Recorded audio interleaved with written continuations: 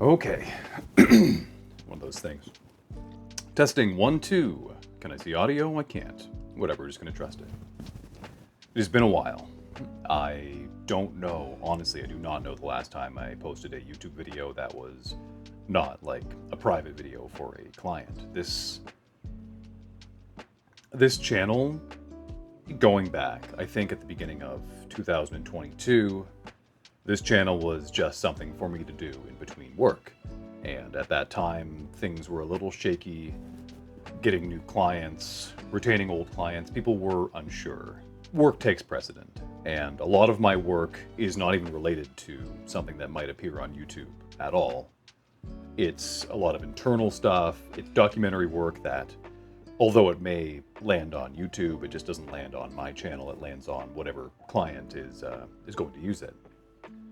And that kind of got me thinking about the kind of work that I do that isn't work, and it's just the work that's for me, because that's kind of essentially what this channel was.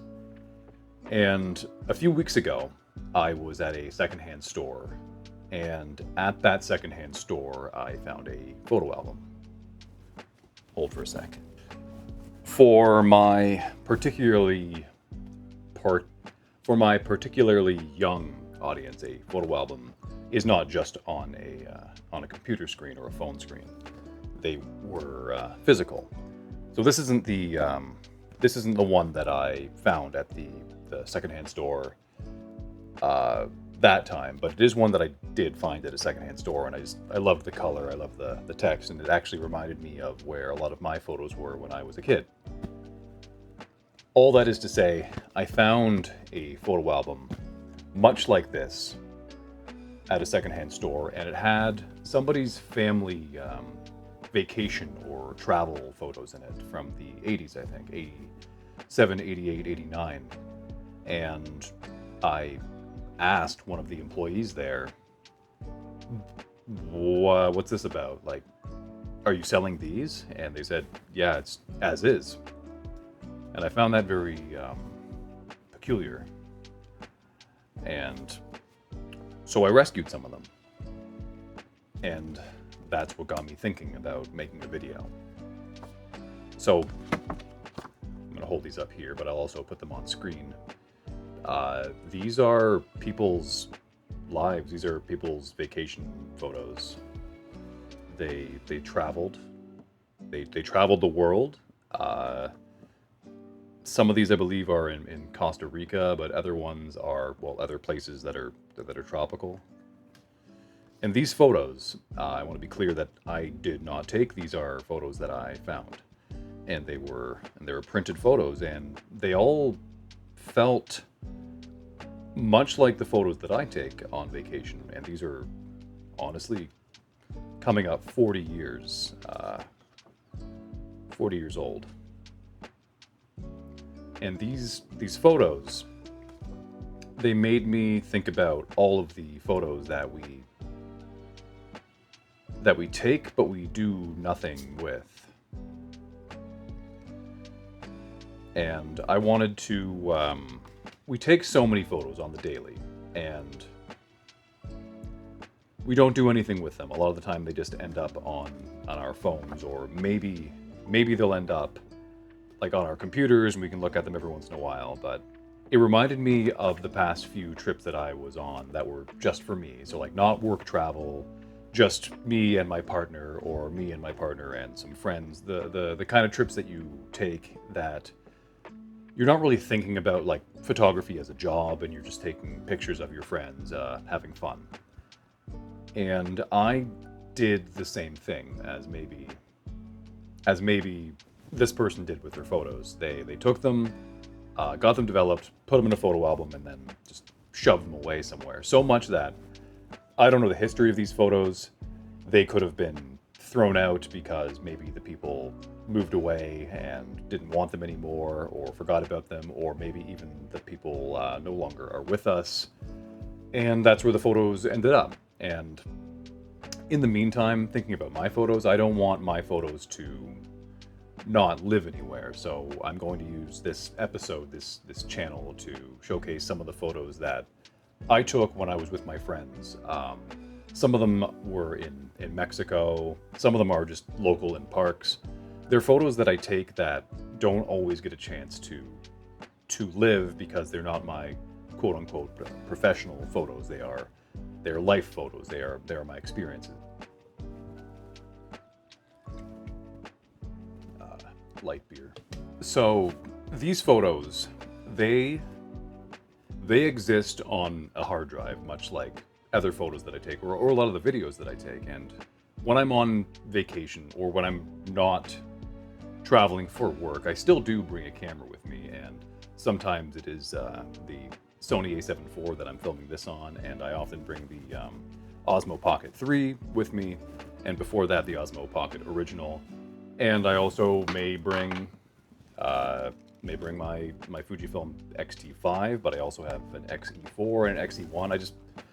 If you can't tell, I really like cameras, and I really like testing and playing with new cameras like that. But I bring them with me, but they're not always there to make sure I capture the best thing. I just want to capture the thing. And in my group of friends, and historically speaking, in everyone that I've ever known, I've been the one who takes photos. So a lot of these photos that you're seeing are just for the sake of existing, so that I can show them later and go, look how cool this was. Or years from now, like, look how fun this was, and I can't wait to go back. Or like, this was like a fundamental life-changing moment for me because on this trip I got engaged to my fiance, or that was the last time we saw a particular friend. Some things are heavy like that, and capturing memories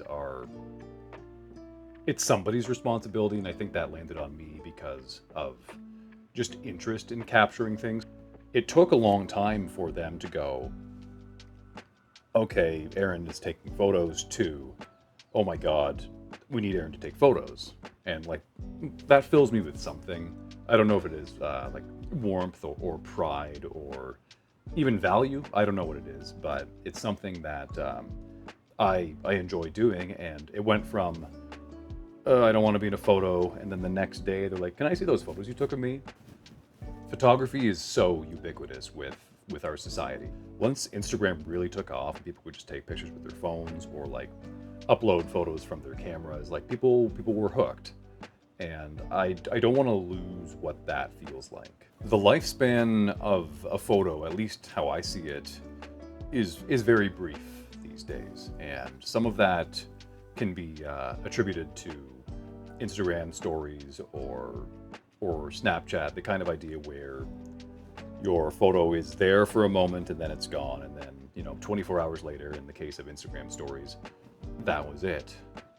And people have this disposable sensibility, or if something is not current, it is not valuable. And I've even found myself a little guilty of it. I've taken photos over the years, and like, went on a trip, was really proud of these photos, but just did nothing with them other than like, sometimes I print them, and like, you can only print so many photos that you've taken, and like, I'm proud of those, but you only have so much wall space.